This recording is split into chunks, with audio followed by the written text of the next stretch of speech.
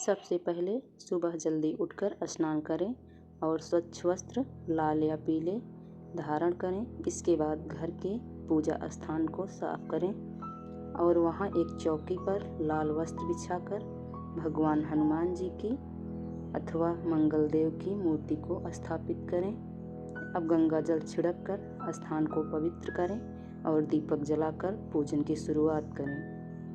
पहले गणपति जी का स्मरण करें, फिर भगवान हनुमान जी अथवा मंगल देव को अक्षत, लाल फूल, सिंदूर और गुड़ चना अर्पित करें।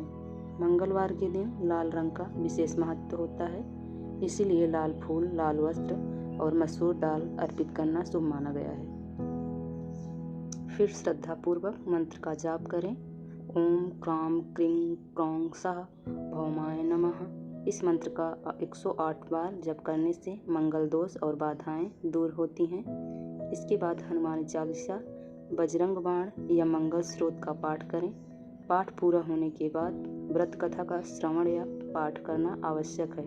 कथा सुनने सुनाने के बाद आरती करें और सबको प्रसाद बांटें। व्रत करने वाले व्यक्ति को पूरे दिन या तो फलाहार खाना चाहिए या फिर बिना नमक वाला एक समय भोजन करना चाहिए। शाम के समय पुनः दीपक जलाकर भगवान की आरती करें और प्रसाद ग्रहण करें।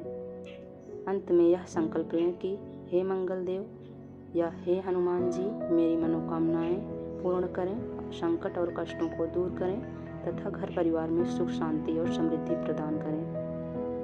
बहुत समय पहले की बात है। एक नगर में एक साहूकार रहते थे। साहूकार बड़े ही धर्मात्मा और दानशील व्यक्ति थे। वह नियमित रूप से पूजा पाठ करते, गरीबों की मदद करते और भगवान पर अटूट विश्वास रखते थे। उनका जीवन हर प्रकार से सुखी था, लेकिन एक बड़ी कमी थी, उनके घर में संतान नहीं थी। साहूकार और उनकी पत्नी इस कारण बहुत दुखी रहते। वे तरह तरह के व्रत, पूजा, यज्ञ और दान करते, परंतु उन्हें संतान सुख प्राप्त नहीं हो रहा था।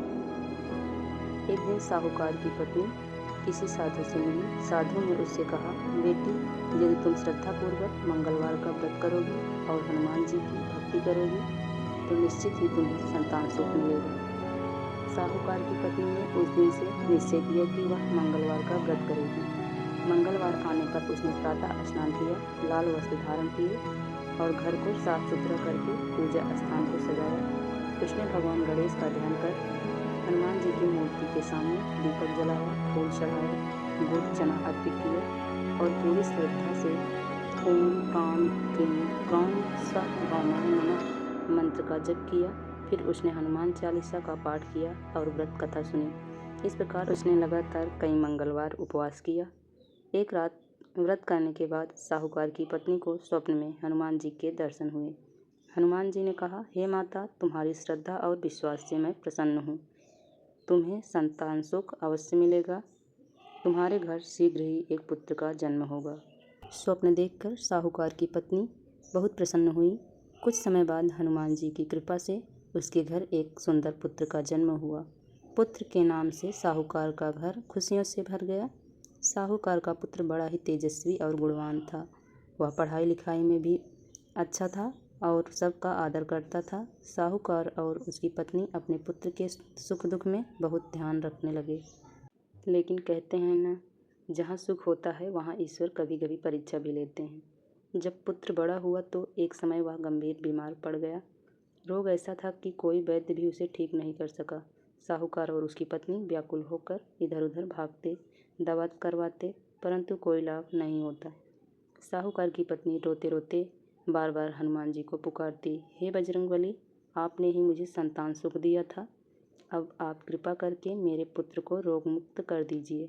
यदि आप रक्षा नहीं करेंगे तो मेरा जीवन अधूरा हो जाएगा।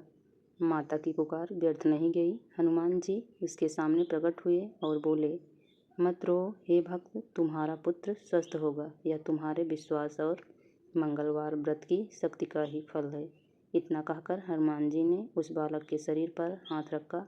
देखते ही देखते उसका रोग दूर हो गया और वह स्वस्थ होकर उठ बैठा। माता पिता के आंखों में खुशी के आंसू भर आए। उन्होंने हनुमान जी का बार बार आभार किया और प्रणाम किया।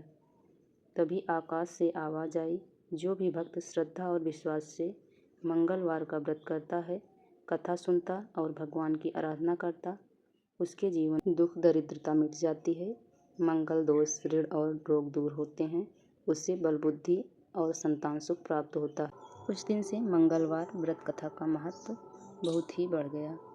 मंगलवार व्रत कथा सुनने से हनुमान जी की विशेष कृपा होती है, घर में सुख शांति और संतान सुख मिलता है, जीवन की सभी बाधाएं दूर हो जाती हैं। कथा सुनने के बाद यह प्रार्थना करें, हे बजरंगबली, जैसे आपने साहूकार के घर सुख समृद्धि और संतान सुख प्रदान किया, वैसे ही हम सबके जीवन में भी कृपा बनाए रखिए, हमारे कष्ट दूर कीजिए और मंगलमय आशीर्वाद दीजिए।